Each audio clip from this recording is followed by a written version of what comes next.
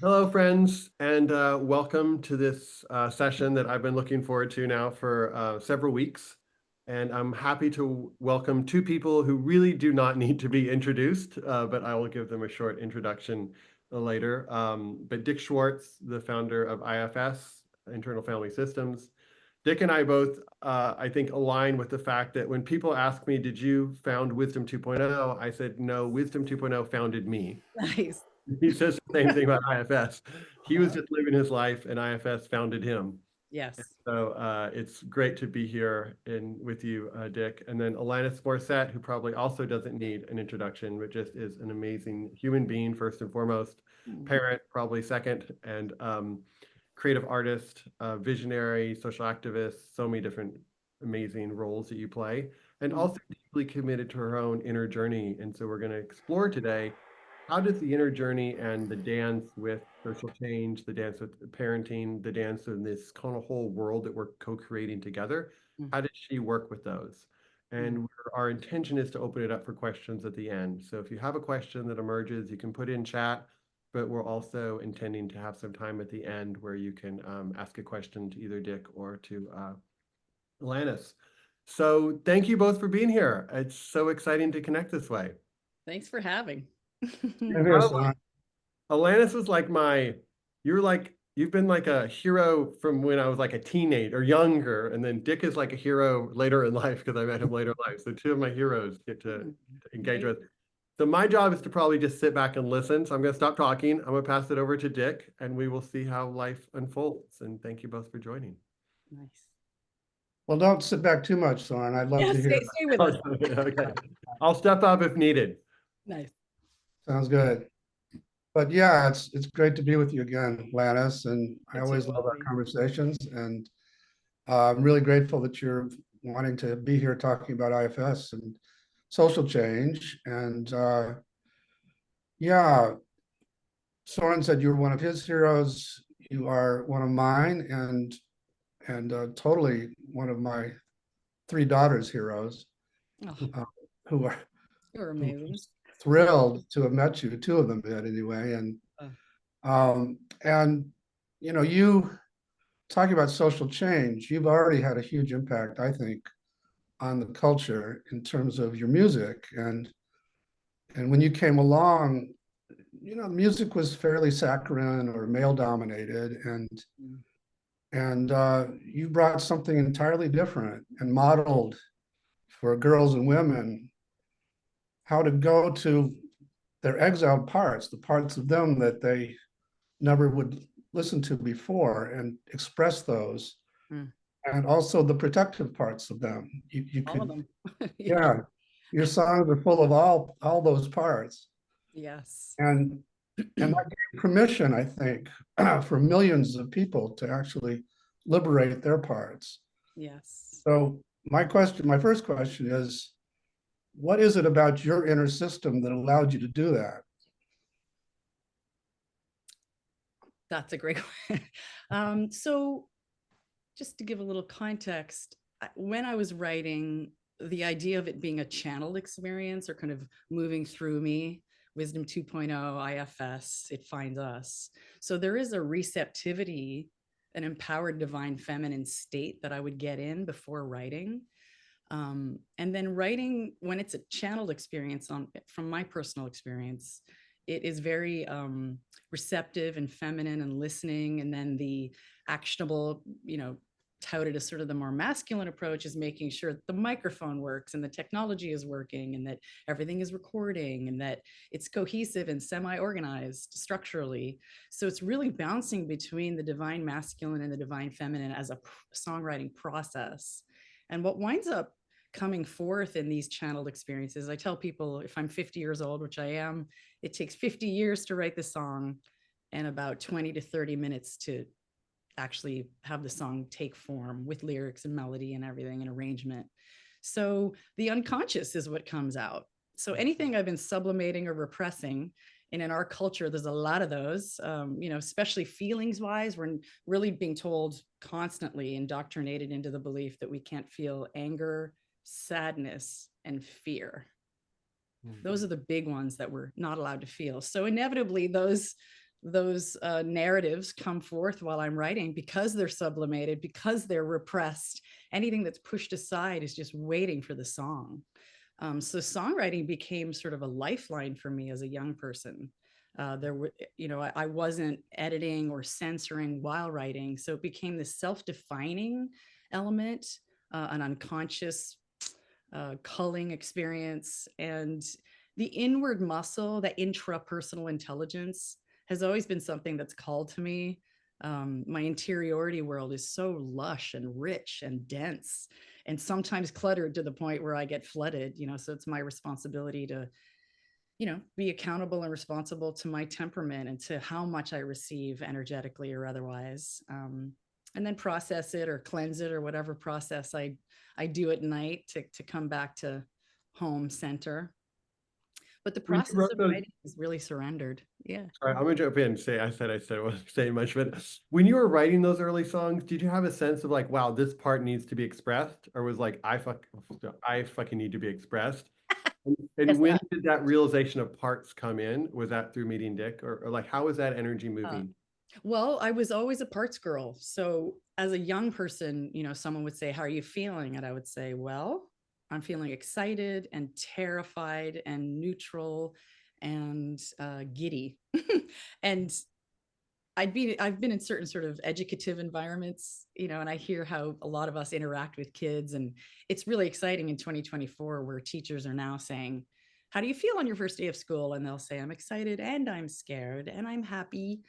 So there's room for this multitudinous that you speak of so eloquently, both of you.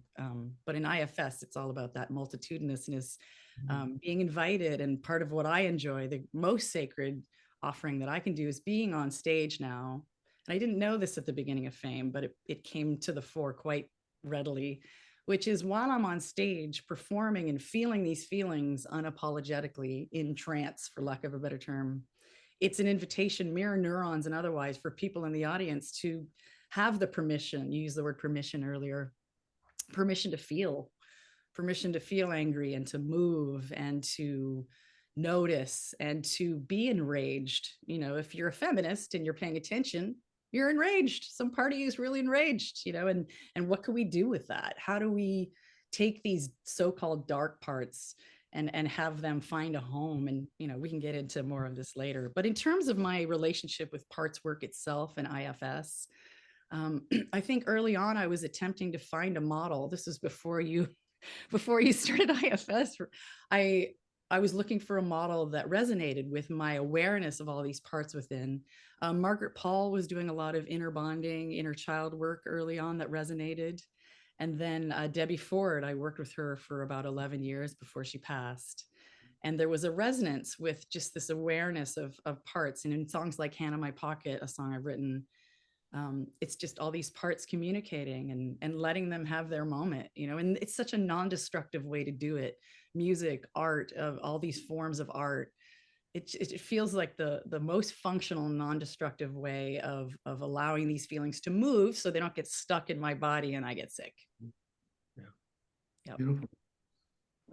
You mentioned that it feels at times like you're channeling something. And I feel that also. I feel like this model didn't come out of my brain, that it was brought to me, and I'm just, bringing it as a container. Yes. Do you have any kind of active awareness of where the channeling is coming from? I think it's really, we live in a culture in general that is a little bit afraid, to say the least, of the non-physical, right? We have a tendency toward the highly rational, highly form-filled. I can see it with my eyes, I can scientifically explain it, and all of that is wonderful. But there is so much going on subtle, nuanced levels. And I think those of us who are temperamentally identifying with being highly sensitive, or of the 20% of highly sensitives, 4% being empaths, which means, and I do identify with this temperamentally, just really having access to the nuance and the subtle and the non-physical. That could be clair awareness, that could be attunement to mediumship, or listening to messages from beyond formfulness. All of that doesn't scare me. I know that throughout the years, I wouldn't necessarily speak about it in certain contexts that were afraid of the non-physical capacities and abilities. But as time has evolved, and I'm 50 now, less room for me cutting off my arms in order to fit in and be embraced. So yeah, the idea of having these capacities that aren't form, that's been how I've lived my whole life. And I've been made fun of. I've been called woo woo. I've been called all kinds of names because there is somewhat of a fear sometimes. Those who their survival strategy is about logic and form. It can be terrifying to open ourselves up to these non-physical capacities and abilities, but I'm here for it. Well, I just turned 75, so I'm even less afraid than you There are. you go. You're I'm post far more, I'm perimenopause. much more out of the closet about all that So happy. booze. Yeah, it's great. We're blessed for. And how do you relate, Alanis? I know that one of the big pieces is feminine and masculine, and kind of the ways the masculine has been, I don't know if the right language, but maybe overextended or overworked in a way that the feminine hasn't had a lot of chance to be expressed. And I'm curious, how do you orient to other energies that you feel like are not healthy, right? So it's like if there's somebody who's kind of really denying their feminine, for example, and they're trying to play this certain role of masculine that isn't really whole. Do you have a sense of you just need to express your voice, or how do you navigate if you're in a situation where it feels like there's some energy coming at you that doesn't necessarily feel good, or that feels like it's kind of from a framework that is unsettling to you? And I know you can write amazing songs at some point, maybe about it. Yeah. But how do you relate, and particularly in this kind of political world where there's so many interesting, divisive, strong opinions about this is the way or that's the way? How do you find yourself navigating that? Love that question. I often think of it in terms of reducing something to their essence, so connection, for me, triadically speaking. So connection with spirit or God or life or whatever delicious word we want to use, connection interpersonally, relationally, cultivating the intelligence of how to navigate parenthood, marriage, leadership. What are these new styles of leadership? When is it best to employ each? What your question was, can you quickly remind Well, I me? think the question too is this balance of masculine and Oh, feminine. yeah, And it's not that the masculine's really like, oh, great, let's just let the feminine come up. It's Yeah, there's well, I don't know if this, that's possible, right? To exclude masculine or feminine. This is the continuum of possibility here. So we're not going to erase what's possible. We may not access it, but I think in terms of disempowered masculine and disempowered feminine. So when we see toxic masculinity and patriarchy and ridiculousness that basically hates the feminine and hates female bodies, yes, but hates the feminine. So we're talking about the LGBT community. We're talking about any man, artist, otherwise, who risks feeling, period, but being vulnerable and approaching things from empathy. And I think in terms of political leadership, the most important thing to me is general education for people, myself as well, of personality disorders. Because when we have narcissism, sociopathy, and psychopathic activity going on, we are precluded and have no access to empathy.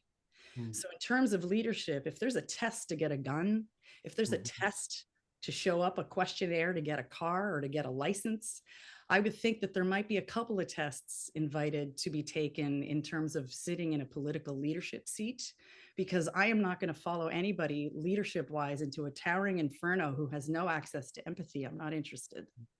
Yeah. So for me, it's about educating all of us on what personalities are. And yes, are they born from trauma? Yes. Are they protective parts that have calcified? Yes. All of that said, I still don't want you leading us. We'll support you, we'll love you up, but maybe we won't put you in a seat where we're following you into a towering inferno. Yeah. So that's one of the biggest pieces. And then the disempowered masculine and disempowered feminine is the grand invitation here, because the non-physical, the feelings, we live in a culture that has certainly some eye on religion, but not so much an eye on a spiritual, personal practice of what it is to be here, to be riddled with gratitude. These are all concepts and ideas that those of us who are in suicidality or depression, we don't have access to that. So what I meant by reducing things to their essence is let's reduce it to, in a powerful way, reduce it to, is this empowered masculine or empowered feminine? And yes, male, female bodies is a big piece of this, but it's generally the masculine and feminine. And those on this end of the continuum might be afraid of the feminine, and they might have more of a sort of macho approach. And if it's in the disempowered area of narcissism, that's unfortunately being normalized in culture now, these monologuing at each other styles of communicating, and I have to put that in quotes, all of these disempowered masculine qualities that we call patriarchy is reducing what's possible for the human condition. I'm not here for it. Dick, do you want to say something about that balance in the IFS model, or how we support that first in us and maybe in society?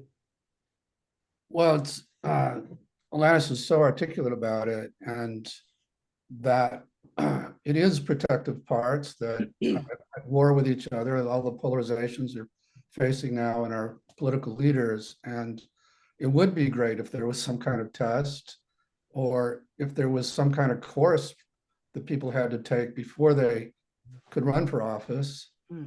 That something like that is one of my visions for where I want to bring this stuff.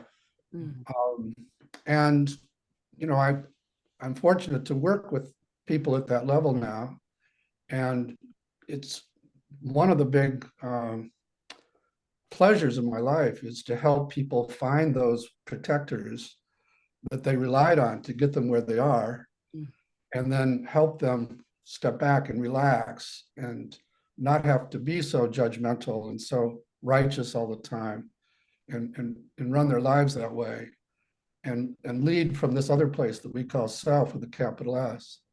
So that's part of my vision, is just to bring more self-leadership to politics, but to lots of different everything, right? To everything, any kind of leadership, especially, I think. That's right. Yeah. Yeah, I think sometimes there's this place for empathy and compassion. And I think if you really look at the younger selves that are running powerful institutions, whether they're government or tech or whatever they are, there's like these younger selves that are running, that have enormous power.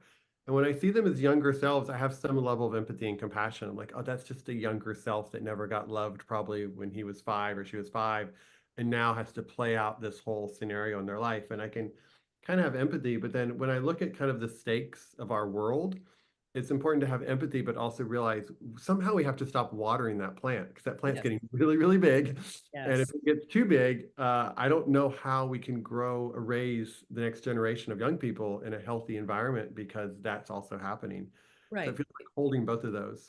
In a wholeness environment, right? Because a lot of people who are in the leading edge of technology, first of all, when consciousness was ahead of technology and technology was cooking behind it, okay.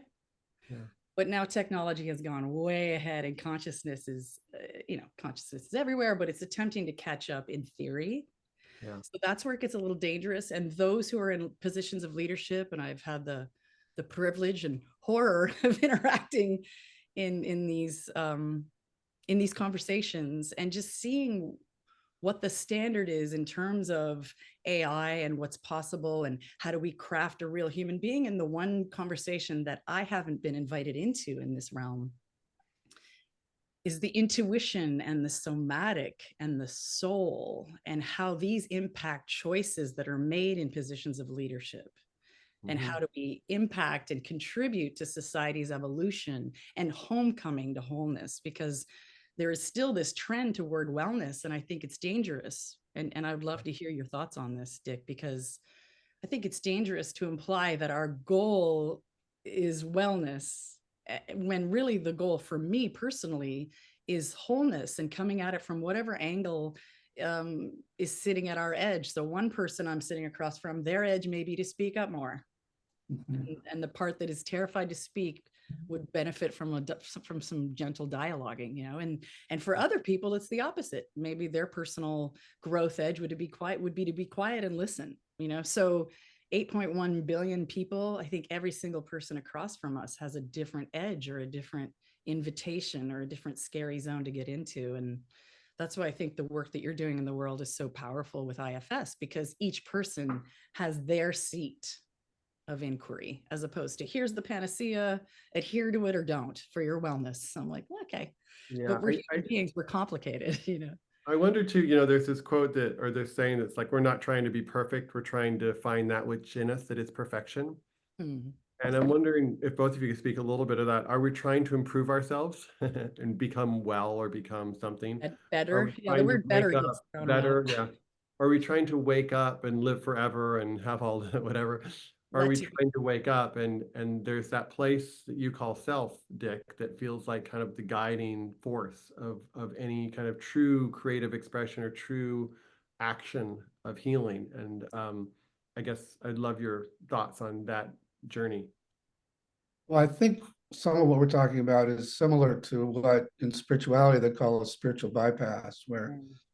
the same parts that are so striving that I was talking about with politicians take over the wellness project or the spirituality project Right. and want to be the best spiritual person and want to spend as much time as they can at this non-dual level, really to stay away from their exiles. Mm. And the same can happen with the wellness thing, that Yeah. they'll get obsessed with all that activity. But again, it's a way to distract from the pain that they're afraid to get to too often. And I'm not trying to condemn the whole field that way, but I just see that a lot of different people. And so when I have a client like that, the goal becomes to help them separate from that part and then really start to go to these places that that part's been trying to keep them away from. Mm. And so much, I mean, to dovetail on that, I think so much of us are afraid to feel. Yeah. Makes sense to me because with a history of trauma or otherwise, neglect, abuse, all of it, our survival strategies can really have us turn into these kind of ratchety alley cats just to survive, and bless the survival strategies. And I've seen you do this in real time with people, Dick, and I'm moved to tears because of how grateful that we can be to our survival strategies that kept us here. Yet as we get older, so often we just see the dysfunction that comes from their being on 11 all the time. That's So right. for me, each one of these parts with enough attention and care um, can slowly, and you've used words like this, Dick, can slowly kind of assume their rightful seat, their seat of contribution in the system versus the acting out, which of course acting out is a part needing some dialogue, attention time. So yeah, this idea of culture being terrified to feel, and then those of us who do feel, the floodedness that can come from that, the freeze, the dorsal vagal shutdown that can come from being overwhelmed with, especially those of us who are attuned to the subtle in the world. There's so much information. We are riddled with information everywhere we turn. And before technology, we were already flooded, Mhm. and so then add unaddressed trauma, um, terror of the soma, terror of sensation, inability, not uncultivated capacities of interpersonal goings in. Like, what's that mechanism of going in? And the idea of going in with compassion sounds great on paper, but what if the protectors are so mean and Mhm. so cruel? They won't even. And so that's where IFS just teases everything apart, marks the polarities.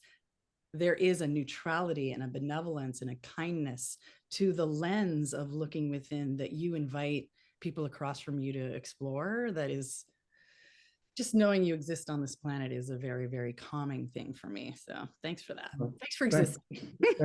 thank you, Alanis. And um, you know, you've talked about being a highly sensitive person, and so that was one of my questions was, as a highly sensitive person in the environment that you just described, how do you manage those parts? How do you keep them from being overwhelmed or overwhelming you? Uh, Yeah, I don't. I get overwhelmed. And it's a pretty clear indication. I think about attachment so much and disorganized attachment and what kind of a climate it creates in here. And I realize this is, that this system is idiosyncratic. I think we're all unique filters. and we have energies coursing through us, animating us, varying speeds. And that there is some element of us wanting, or me wanting, to take accountability and responsibility for this particular system of high sensitivity. The amygdala looks different in the 20%, up to 30% at this point, but 20% of us who do identify as highly sensitive per Elaine Aron's model, 24% of that being these empaths. I mean, it's a kind of system that if you walk into a room as a non-highly sensitive, not to mean insensitive, non-highly sensitive temperament walks in a room, gets 50 pieces of information. A highly sensitive temperamented person comes into a room and gets 500 pieces of information. And with this flooding of information through technology and otherwise, I mean, I wake up flooded. I wake up overwhelmed. And so for me, it's incumbent upon my personal practices to be really rotund, just to show up with the breathing and the body scan and the movement and the spontaneous movement. And for me as a woman and who's 50 years old, musculature coming at it from peptides and perimenopause and nature and relationships and conflict resolution and intelligences and education. And I mean, there's a lot of things that have my hair on fire right now, but one of them is the educative realm that we're in right now. What we're teaching young people, we're not teaching them about interiority. We're not teaching them about conflict resolution. We're not teaching them that which would equip them to keep their ongoing education happening. I'm obsessed with educative approaches, ongoing education for life, and that so far there has only been one way of approaching that, is scary to me, because we're so whole and every single person has different requirements and needs, and where they fall in the neurodiversity conversation and the small part of the bell-shaped curve. It's so idiosyncratic. And these kids between birth and 8 or birth and 27, when we think the brain is ready to transition into adulthood. I mean, all of these things I think really need to be taken into account. And if we're just teaching our kids reading, writing, and arithmetic and taskfulness, I think we're doing a disservice, because we're leaving out the body and the soul and the feelings. And these are all ways to connect with life, frankly, and connect with each other and cultivate communal intelligence. If we don't want to go to hell in a handbasket, which is what the news would have us believe we're doing, these are the areas of cultivation that I think are worthy of putting our attention on. And it's exactly right in the heartbeat of IFS, because this model, Dick, just leaves room for all of it. And it's rare to have a model that does that. I think in some ways I noticed I have this bit of a challenge where in some ways I don't want to be in a place of complaining. I always like the phrase, instead of complain about the darkness, light a candle, like kind of be the change. I like complaining. I call it the sacred complaint. It depends what it is. If it's sacred complaint. And at the same time, like Meta sometimes back was kind of bragging that advancements in the AI increased user time on Instagram by 24%. So that, the teenagers that were spending X hours or more hours, and that AI is going to get faster and better and cooler, and it'll be 50%, 200%, 300%. Yeah. And that world, maybe a certain dose of that world is fine, but too much of that world, you live in a world of separation and comparison and disembodied and the next thing. Depressed really fast. Yeah. Yeah. And that is a movement that's happening now, is that there's more of our time that's spent not connecting with self, connecting in a comparison way. And so how do we look at things and be truthful about where they are, but not necessarily get into a righteousness complaint, but also realizing that there's some real challenges that are coming our way that technology is potentially going to kind of impact. And how the algorithms work, as you guys know, it's just like increase user time they just tell the AI, increase user time, whatever that takes, find whatever thing you need to do. And so there's non-human intelligences that are very sophisticated. And so when we look at all this emerging, maybe it's just going to be like a huge expansive in consciousness, because everyone's going to get tired of that and be like, how do I figure out my parts? And IFS is, so there's this interesting time in the world where that's growing, but then also IFS, psychedelics, meditation, inner journey is also growing. I'm curious kind of where you both see this world. Are you just kind of delighting in all of it that's emergent? Or do you like, wow, this is the worst of times, the best of times? I'm curious if you guys have feelings of this kind of current state of being that we're all in. Dick, you want to go first? I'll follow you. Go ahead.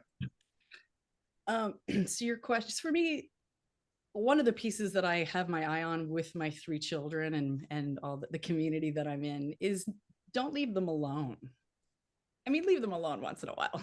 They need their solo time. But when it comes to tech and information takings in, um, an elementary school teacher in Oakland told me the idea of the triangle. So if my son's watching something, that I would sit next to him and discuss it with him and just say, well, that's misogynistic, or oh, that's hilarious, or oh, where's that person from? Their voice sounds like they could be from Scandinavia. I'm going to research, so it's not interrupting their process of inquiry or game playing or whatever it is. It's not leaving them alone to be raised by it. Yeah. And to be discerning, if there's anything that I could instill, that I would love to instill, it's the discernment and the intuition. And in this context, it's okay to play by the rules. It's appropriate. It's etiquette. It's manners. But in this context, it's actually oppressive. So saying no, the discernment of moment to moment interaction and trusting the body. And in school, we're not teaching kids to trust their body. Mm. We're actually teaching them to be externally referential. So I think in terms of technology, in terms of where we're headed, it's exciting on one end. When it's in the hands of consciousness and in the hands of artists, the limitlessness potentiality is off the charts. When it's in the hands of people who don't value soulfulness or connection or feelings, I think it's dangerous. I think it's going to perpetuate the disconnection. And then in terms of what you said earlier about complaint, I think there's a version of sacred complaint, which emboldens the activist. And then there's the victim consciousness complaining, which is just kind of further beating the drum of what's wrong and what I'm not grateful for, which, there's a moment for those parts too, right? Yeah. Cool, thank you. What Dick has to say about this. Well, what comes to me, AI both terrifies me and also has me very excited. And part of why I'm terrified is I've been working with some of the activists who are trying to make it safer, or at least maybe even slow it way down and stop this runaway competition that'll kill us all. Mm-hmm. And try to help them do their activism from self. And so I learn about how scary all these things are.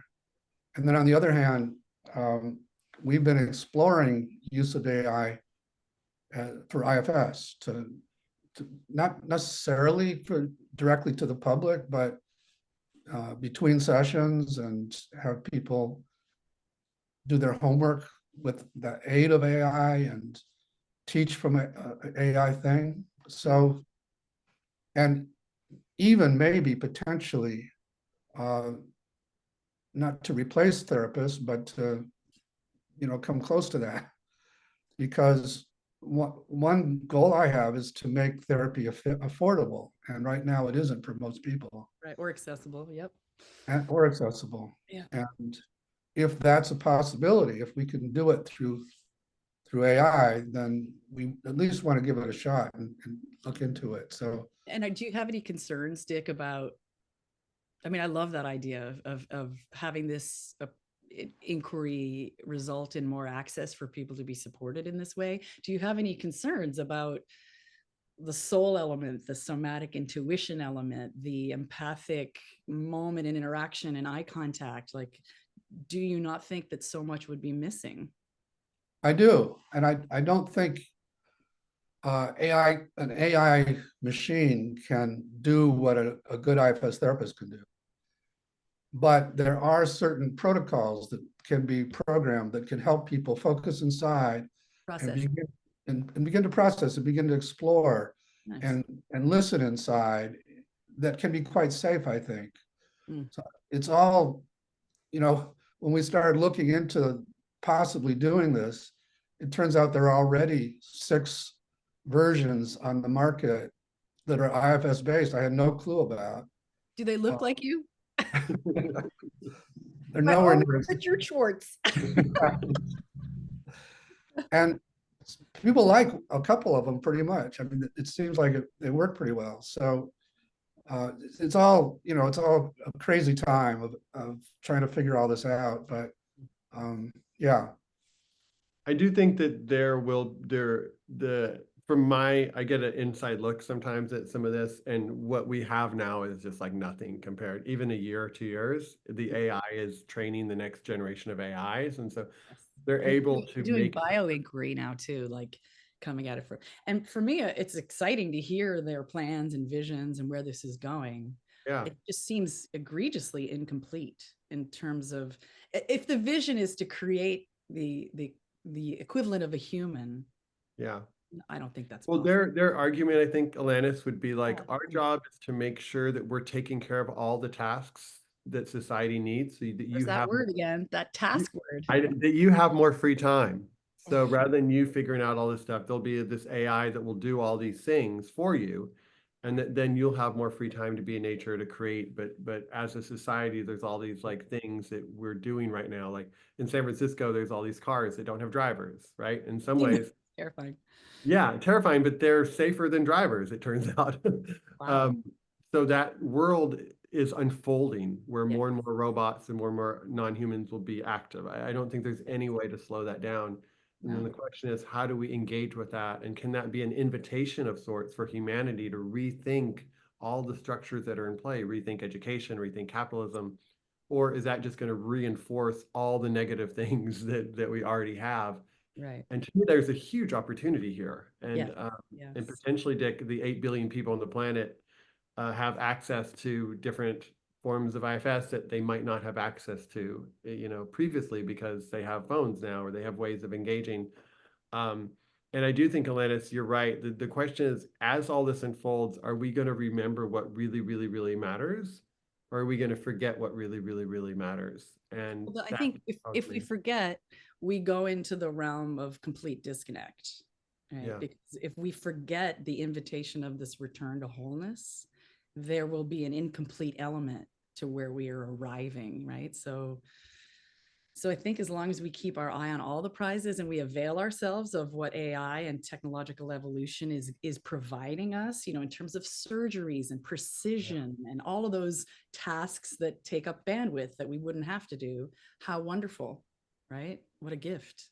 And will it be co-opted by those of us who are riddled with malignant narcissism and, sort of an interesting take on what a whole human is, for someone who's developing this in a position of leadership, who they themselves have sort of a no affect approach, or if mhm, they're in a position where they're attempting to mimic an incomplete version of yeah, the idea of wholeness, that's where I think it gets a little challenging, because yeah. what are we chasing, I guess, is the big question. Really good question. Mhm. Yeah. I know So that there is a deeper maturity in the AI leaders that I know than in the social media leaders of times past. And there is an interest in consciousness and psychedelics and things that is stronger than the kind of the previous generation, um, Nice. because they see AI as its own new kind of a new Tool. something conscious. I don't know what it will become, but there's a new intelligence emergent.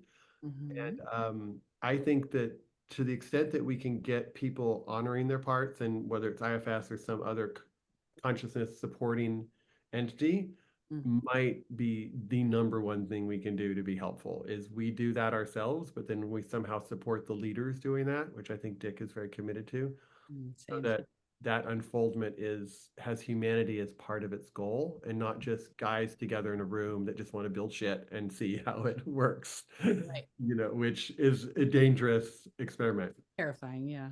Yeah. Yeah, You said it so beautifully there. Just to integrate the human aspect and the interiority world yeah, with the massive potentiality of AI and keep them in the same room. yeah. That would be ideal, I think, right? So we can open up to questions. Dick, did you have something you wanted to say? But if you have a just question, one thing before we let Alanis go, you have already had a big positive impact on the culture, like I said in the beginning. Um, and I know you're now using your status to try and continue to raise consciousness, Mhm. but I'm curious about any particular directions you're going to head or plans you have in that direction. Oh, thanks for asking. Yeah, I'm developing a platform basically that is that will be focusing on many things, coming at the wholeness return journey for each person who might avail themselves of this world that I'm developing. It's called the Deeply, and it's attachment, it's developmentalism, it's addiction recovery, it's trauma recovery, it's somatic, it's multiple intelligence focused, it's feelings, neurobiological, peptides, menopause, puberty, educative approaches, and different approaches to the educative conversation, really looking at the neurodivergence of the small parts of the bell-shaped curve, large part of the bell-shaped curve. How do we approach and support people, with where they're at? Cultivating personal practices, a lot of orientation around what personality disorders are in this realm, and then a lot of art, because I think expression, it's so sweet when I see the neurobiology conferences at UCLA and Peter Levine and everybody talking about the importance of play and music and movement and surrender. For those of us who are artists, I mean, this is how we've stayed alive. And for me, when the fame first happened, I just thought, in my early 20s, I just thought there's no way I want to keep this going, because I was naively thinking that connection would be afforded with fame. But the opposite was true. I wound up feeling super disconnected. So then I saw that staying in the public eye, I could support people to feel feelings that were scary, or validate their experience, or empathize with them. Then I really wanted to stay in my seat, because I just thought this is making it very interesting. Fame in and of itself, pretty hollow for me. But used as a mechanism by which to show up and serve and support people in their finding who they were born to be. That's just the greatest thing in the world. So this platform developing, and it being sort of an integrated platform, there's a cultural immersion, traveling around the planet element, culinary arts, just sort of a wholeness invitation in whatever on-ramp or off-ramp that you're currently on. It's an invitation to feel seen, and a lot of focus on temperament and how we're built differently. And because we're built differently, here's what we're best suited for, and then defining self, capital S self, which you are leading so many people to around the planet. And I love too what you've said, Dick, over the years. I'm so cynical. I'm just like, once someone's really mired in their narcissism, there's no way they can get out. And your response, and I think you may or may not stand by it, I'll find out in a second, but your response of, oh no, I can talk to their parts too. So just your certainty around what's possible for the human interiority world is really exciting for me, because the cynical part comes out a lot. The we're never going to get out of this. But IFS always brings me back. So thanks for that. I have that part too, but it's been proven wrong enough times that it really has relaxed back. Yeah. Thank God. And it's not positive thinking. It's a different, Right. Yeah. But yeah, so I love showing up for certainly the idea of community too, like cultivating communal intelligence.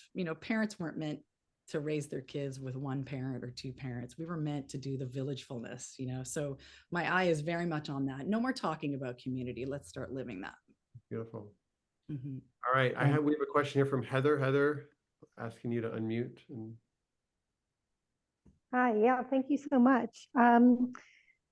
Yeah, I am just blown away, the powerhouse between the both of you. Alanis, I've followed you for years, and I saw you in Jones Beach. I saw you in California. It happened, divinely. And I'm a parts girl. I use parts in my practice.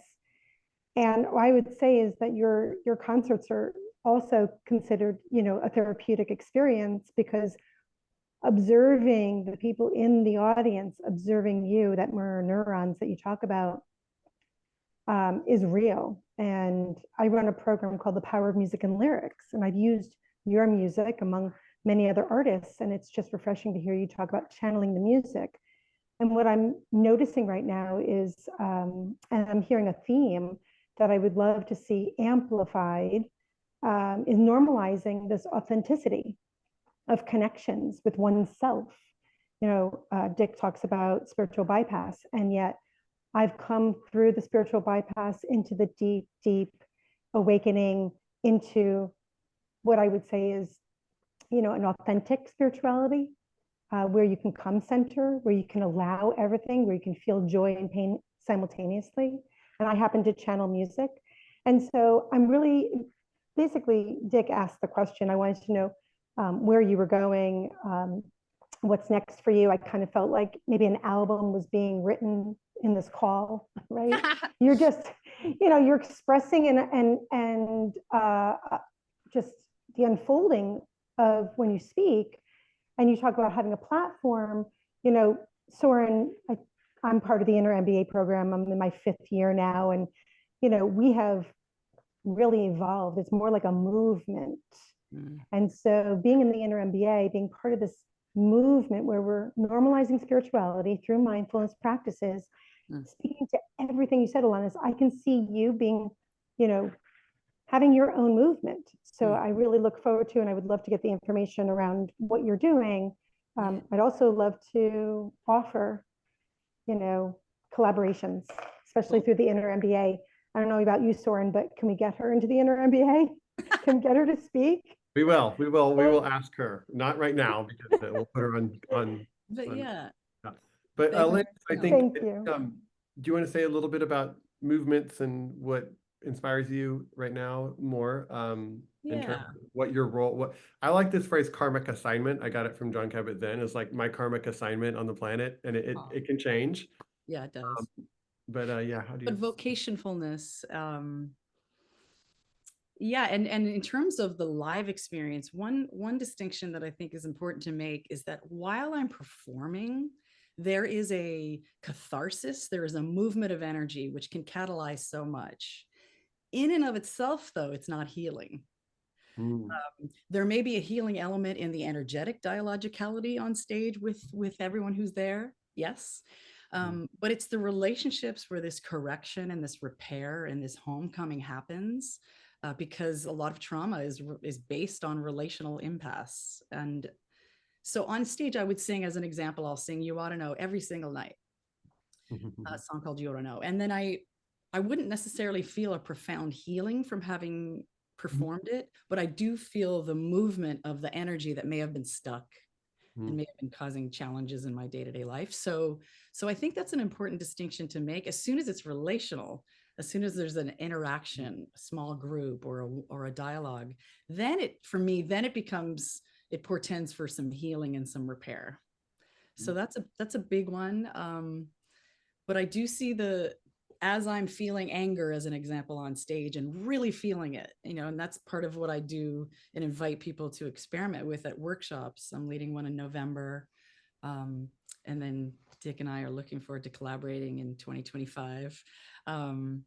But this is the experiential element of what we're talking about. It's one thing to talk about, extol the virtues of the wholeness journey and returning to authenticity.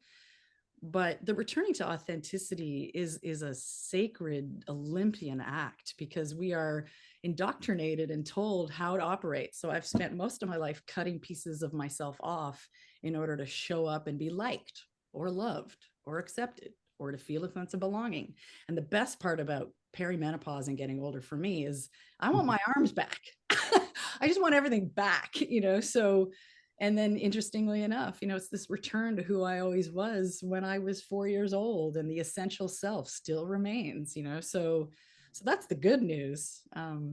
But yeah, the authentic self and that inquiry and that orientation, a big part of my vocation on this planet is to support people who are highly sensitive to be in positions of leadership. And that might fly in the face of their introversion. I laughed my face off when I saw at the Women's March, there were placards that said, "It's so bad, even the introverts are here." To get us out of the house, So for me, it's really inviting people who are attuned to subtlety and nuance and can hold complexity to be in positions of leadership, because those are the people I want to follow. Awesome. I see Lynn is also wanting to come in. Dick, did you want to add anything to that? That's so well said. No, that was beautiful. Yeah. Let's see, Lynn, we're asking you to unmute. I don't know if you've seen the option to unmute, but it's coming your way. Welcome. Hi, thank you. Are you parked? I am parked. Okay, good. Safety first. Yeah. Okay. So I I have a theory, and I would like to throw it out there and see if anybody would respond to it. My theory is that this focus in our world right now on hyper positivity, and even energy and vibration seems to really perpetuate the rejection of the vulnerable Yeah. and of those parts of us inside that need attention. And my theory is that it's manifested in all the homeless and the devastation that we see, the high levels of suicidality and just that's my theory, that because there's such I'm in the coaching world, and there's such an emphasis in the coaching world around change your thoughts, think a positive thought. Mhm. And to me, that feels like a throwing away of the sacred inner parts of us. And I see it as, and I feel that it's manifested in, children being, feeling their parts being thrown away, and then growing up in being, thrown away. I'm Great. doing Thanks, Lynn. quotation, I think garbage on the got it. street and homeless. Yeah. Thanks so much. Dick, do you want to start with that? Thanks Yeah, for- I can start. Yeah, I've been a crusader against that kind of thinking, the power of positive thinking, and just the idea that these are just negative and positive thoughts. And if you just ignore the negative and you focus on the positive, everything will be great. And Mm. in the process of doing that, you're exiling many, many of these parts of you that aren't so happy. They're negative because they have things you're not listening to. They're angry at you, and they really deserve a voice. And the more you do that positive thinking thing, the more you become dominated by these very narrow, one note kind of parts. And so anyway, yeah, I could go How on and about on. Dick? How about the not to name too many names, but there's all different approaches. But there's one approach that tries to get you to get into the frequency of what's possible. So if I have some disease and I want to be healed, I'm not necessarily positive thinking, but I'm trying to get into the frequency of sense. me as already a healed person and try to resonate with that frequency. Mm. Do you feel like that's the same thing, or is there a Depends on what are happens negative next. thoughts or not? I can't do this. I suck. I can't do this. Like, oh, I'm going to kind of try to get into a frequency where I am that. But is that the same, or do you see there's different ways? Well, I mean, what we try to do is help parts open space for self to come, which would Mhm. probably be that frequency. So you're in this place with all those C-word qualities.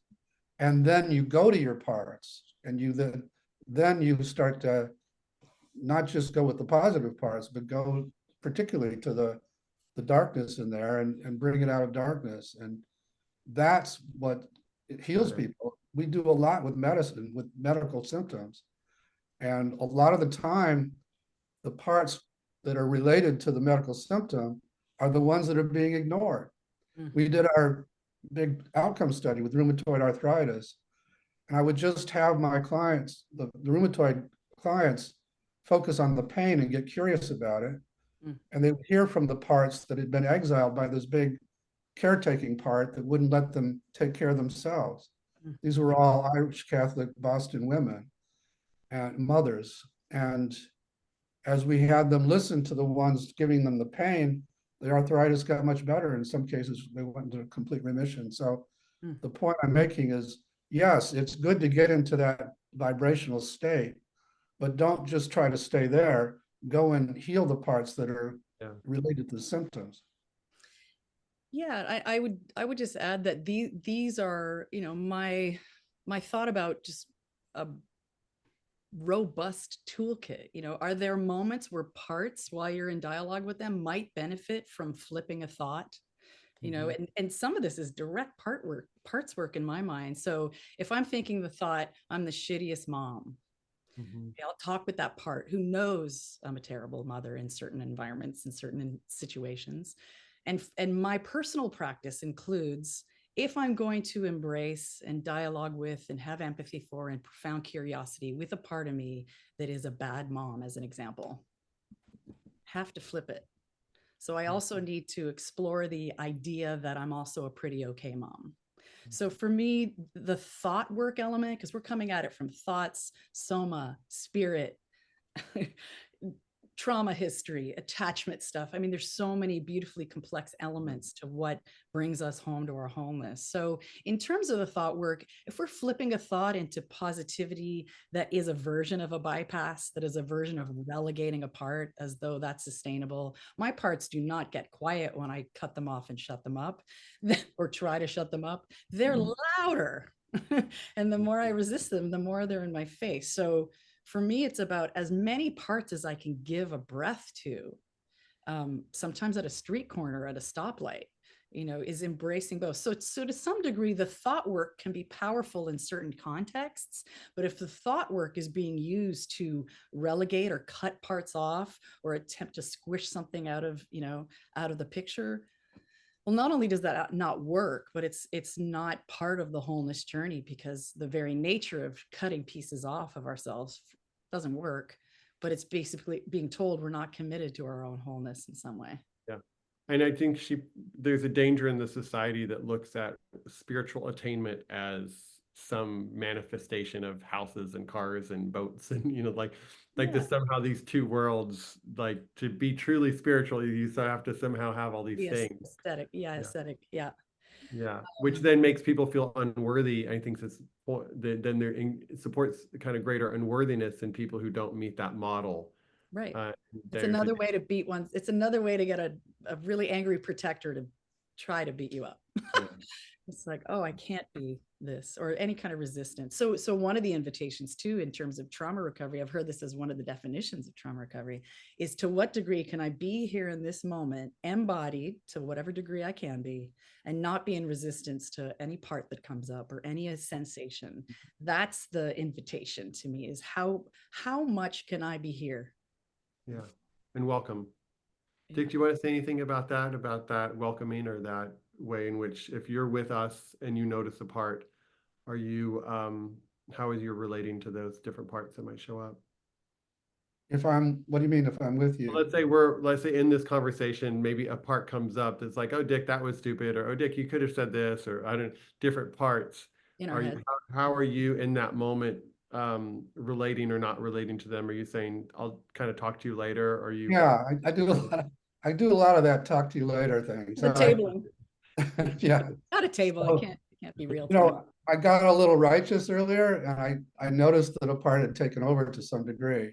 And Activist. and I just, the activist part, and I just said, okay, I hear you. I'll talk to you later, but let me come back. Let my heart open again. Let me. And so that's a lot of my practice, is noticing parts when they come up, and then reminding them that it always goes better if they let me handle this, if they let me stay. And they trust me now. So I'll quickly feel that righteous part just pull its energy out of me. And it trusts that I will talk to it later, and maybe even follow it and do an unburdening with it. So IFS becomes a kind of life practice that way. Is there something?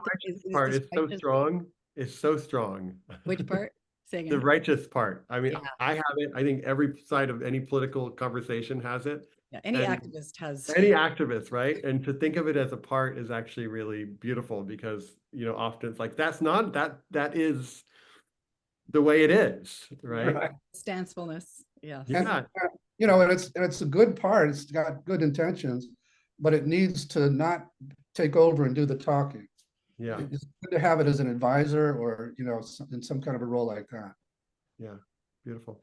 So we're at the hour. Any last thoughts? Anything we did not talk about? Anything you just want to kind of close with here as we close this session up? Anything on your heart or in your world? Yeah, I just feel like this quality of inquiry and talking with parts and unburdening them and loving up the exiles who've been neglected and cut off for so long. I think this is the pay dirt work. I feel like a lot of people I know are just contributing so hugely to our safety and our emergence as humans. I think this work for me is at the core of it, because the embodiment that this portends for this kind of work, that it feels safe over time once all these parts in here are starting to become I'm more curious about them. It feels safer to be in this body, so less tendency toward addictive behavior and chasing the dopamine and wanting to check out and be hyper dissociated because it's too much. This practice of IFS, of turning toward a part that might be acting out, or a protector that's particularly cruel, or turning toward it. I mean, that to me is the most amount of activism that one can employ on this planet in the body, in my opinion. That's so beautiful. It is an honor to be here with you both. Yeah, I'm very honored too, and yeah, turning toward it, like just my righteous part is whispering again, but I want to hear from your righteous part, by the way. Yeah. I want to hear everything from him.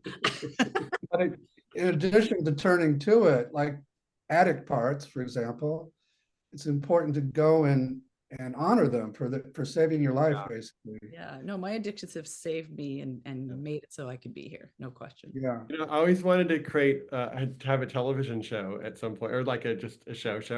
Yeah. Like regular, either weekly or daily. And I realized the most exciting thing for me to do, if I ever to do that, would be something like this. We're actually noticing the news, we're reading whatever is coming up, and we're just working on the parts that arise Yes. as we engage with the world, but we're somehow doing it communally. And maybe this will fit on your platform and it'll end. But right, like, so we're engaged with the world, as learners, and not as people that either so consciousness and self energy we're supporting that being in the room with us. Yes. As we're also looking at life. And to me, that's like the best kind of political conversation to have versus what generally we see, which is just minds going in parts and plays and righteous saying, well, you don't understand. Well, we have, it's like, wow, what if we turned inward, like you said, Alanis? How might that be experienced? Yeah, and this whole idea of us against you and themness and otherness and better than, less than, it's like, for me, it's informational. Soren, you might be a faster runner than I am. That doesn't speak to our value. You might be better at math than me, Dick, but that doesn't speak to our innate worth. So really shifting that, and then I think that's taught super early on. I see kids being influenced as early as 6 months old with the messaging of this. Right. So we haven't normalized the felt sense of connection. And I think the more these parts become, in some ways, friends, helping the system. Everybody's trying to help the system. Some of them are doing it interestingly, disconnectedly, or whatever they're doing. But I think this invitation is the one, because those of us who are priests, priestesses, those of us who are in positions to be able to take from the non-physical and the intellectual and the logical and all of these parts. I mean, we're the ones that need to process. We're the ones in positions of leadership. We're processing how you just described it, Soren, where we take in all the information and then we come together and we process it and we see what that yields. And then go from there. I think profound processing is a muscle. It's a capacity. It's an intelligence. So those of us who are just built vocationally or otherwise to process together, like we're doing right now in real time, all of us, I think we're the ones that will craft out a new possibility for us, politically, educationally speaking, all of it. Yeah, beautiful. I totally agree. And yeah, just to close, I've loved this conversation, and I'm so grateful to both of you. And Me too. I love your idea, Soren, of some kind of TV show or something. Yeah. I don't know what it is. I know it's called, we're yapping. We're processing and yapping about. I know it's communal. I know it involves the community. And I also know, I thought you just said it so well, Alanis, that it's about it's about seeing and also turning towards. Yes. Yeah. And it's not like, oh, the answers are out there, or the problems are out there. It's like, oh, what out there is igniting something in me? And to the extent that I can be with that, that has that from separation to whole, or whatever languaging we want to talk about, from the shadows to the light, or whatever we want to use. That process, I feel like is if anything is going to save us in terms of like a sustainable life for children and grandchildren, great grandchildren going forward, that capacity of humans, I feel like is so powerful. And I think, Dick, you kind of have stumbled upon this really beautiful map in that terrain. And I'm Such an super elegant excited. map. Yeah. Yeah, it's like a beautiful map, and every time people hear about it, like, oh, of course, why did I not think about that? Or that's my experience. Like, of course that needs healing. Of course that needs love. Of course Yeah. that needs to be thanked. Of course that needs a new job. Of course Yeah. I need to feel what it couldn't feel, and I need to hear what it's never been able to say. And so let's, invite all of us, of course, in this call or who's ever watching this, I think this invitation to turn towards, I think is really, really beautiful. And then I'm very curious about something is moving through all of us. Mm. And I'm very curious what it wants all of us to do. I don't know the answer, but I'm curious Yeah, what it wants us to do. part of what I see us offering in three distinctly different ways is really this invitation. I remember Deepak Chopra telling Debbie Ford that these processes of loving parts, and her model wasn't IFS, but there was an overlap, right? Just him saying to her, this is the definition of enlightenment, of wholeness, that we're not here to be good, we're not here to be well always. Yeah. We're not here to be homeostasis. We're not even here to be regulated all the time, but we are here to be whole. That's the invitation. That's the possibility. And for me, my prayer is, can I live what I was born to live in this lifetime before it's too late and my body's dirt? Yeah. Yeah, me too. I'm much closer to that dirt. So we don't know. Yeah, they say that if we can sustain our health over the next 10 years, that their longevity evolution will be set to at least 800 or 805. AI is going to save us. It's not going to kill us. Well, again, that's like life with self and life without self. And those are very different lives. And I think to the extent that we can live life with self and let that whole other thing is going to do what that other thing is. But and I think too, the last thing I'll say, sorry to interrupt, Soren, is just making it safe, right? So this interiority, intrapersonal intelligence is so often not cultivated because of how scary and flooding it can be inside. So you do this in your workshops. I've seen you lead it, Dick. I do as well, which is this invitation to go within, and that you don't have to go within alone. I remember my son, who was 4 years old, was terrified because he was feeling all these feelings at the same time. And I said, let's go in. And he said, Mom, I can't, it's too scary in here. And I said, oh, honey, you don't have to go in alone. I'll come in with you, and sort of titrated, very slow inquiry just to begin. It's taken me, I've known you for a few years now, Dick. It's taken me a few full years to really figure out how to do inquiry and dialogue and curiosity, and to start there, that's taken me years. So creating safety in a realm of inquiry when it has not felt safe to inquire or go in, I think that's a big piece. And I'm curious, Dick, and I know we're over time, but do you encourage people to bring in, like I was thinking, oh, I could always bring in Alanis energetically, not like or I can bring in Dick, I can bring in, yeah, you're available, or we could bring in different people, a great parent or somebody that has supported us, or we feel that. Do you invite people into that process some, or who do you want to bring in energetically with you? Yeah, so it is very possible to invite the spirits of people that that are friends or family. It's also possible to bring ancestors in, and also again, we hinted at this early in the talk, but I ask my guides to show up, and they do a lot of the time when I ask for that. The other last thing, last thing, my little advocate part wants me to say is that there a lot of the trauma world is focused on certain ways of avoiding the overwhelm, and one of the things I think I'm bringing is this knowledge that if you just ask these exiles to not overwhelm and convince them that in not overwhelming you, they're more likely to get help. They have agency. They can prevent overwhelm from happening. So in advance of going to them, if you just ask that they not totally take over, they won't usually. So.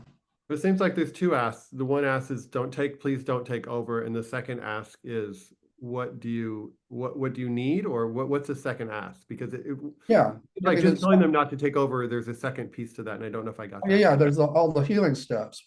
Yeah. So if they come and there's a lot of emotion, it's great, it's fine, as long as you're there with them. But the Yeah. danger comes when they totally take over and And you you're blend. wiped out. Yeah. Yeah. And then that scares all your protectors and they go into sort of panic mode. So, Yeah. right. So if they come and they give you a lot of their feelings, because that's what they want. They just want you to know what they carry and where they're stuck in the past.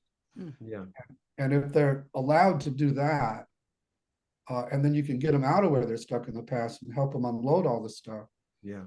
And as you do that with one, it's the pickle principle. It's like when you open a jar of pickles, the first one's hard to get out. Mhm. But after you've done the first one, then they all see that it's possible, and now they're much more cooperative. And Now you see them as the an pickles ally. are popping out. Pickles everywhere. I'm gonna stay with But this metaphor for You the rest see, of my yeah, life. Yeah. you see them as you relate as an ally. They is my interpretation. It's like their energy is an ally, Yes. right, and a collaborator of sorts. But they also need to know that they can work with you through different channels than maybe the channel that they're trying to get your attention through. Yeah, I mean, they often overwhelm just because they are afraid if they don't totally take over, you're going to lock them up again. Well, If they know that there's this other way, then they don't have to do that. This trust is established that self will show up. I mean, my Yeah. experience directly over years yeah, is that slowly they become calmed by the fact that they know that self is going to be there. And yes, I'll wait. I'll sit next to you and wait. You can table me for a hot minute. I'll come. I know you'll come back and They'll come get me. That's right. and then, That's right. taking this model, and for me, I have baby versions of it. I'll just talk with the part and see what they need. What action can I take? I'll talk with you more in depth later, but for the moment, can I do anything just in this moment at this street corner? So there's many dialogues in my personal experience that have also helped, because it does take bandwidth, and a lot of people, seemingly don't have the bandwidth of going within. So those of us who are born to do it, it's really incumbent upon us to show up and do it, because we are the processors. We are the ones that can support other people's processes. And so I think those of us who have those capacities and those sensitivities, supporting people in this inquiry is, for me, Yeah. everything. It's everything. All right, so I'm going to close, even though we could continue, and we're going to let everybody unmute themselves and go to gallery view. Let's see, can we let everybody unmute themselves? You can now unmute yourselves, and let's say blessings and thank yous. Any and all languages are welcome. So thank you for coming. Thank you. Thank you so much. Thank you, everybody. Thank you so much. This This is really important work. Thank you. Thank you. you. Oak Park.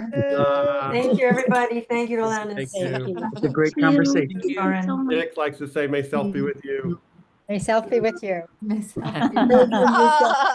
Thank God you. bless you guys. everybody, Thank you. bye-bye. May self be with us all. Who to bless. Bye. Bye. Bye-bye. Thank you.